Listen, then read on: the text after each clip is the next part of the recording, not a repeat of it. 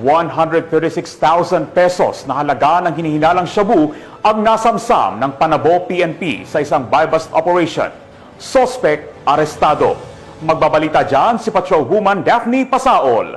136,000 ang tinatayang halaga ng hinihinalang shabu na nakumpiska ng mga otoridad sa isang matagumpay na buy-bust operation sa Purok 18, Barangay New Visayas, lungsod ng Panabo.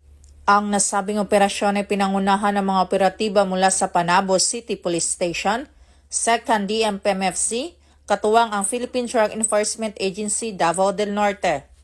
Kinilala ang sospek na si alias Lin, 35 anyos, na residente ng Purok 5, Barangay San Francisco, Panabo City, Davao del Norte.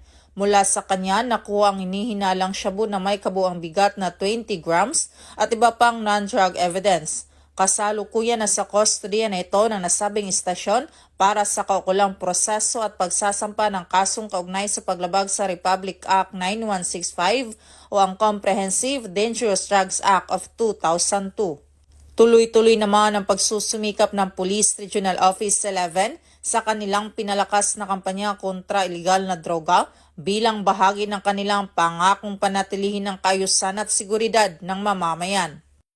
Mula dito sa Police Regional Office 11, ako ang inyong PNN Correspondent, Patrolwoman Daphne Pasaol, alagad ng batas, tagataguyod ng balitang pulis.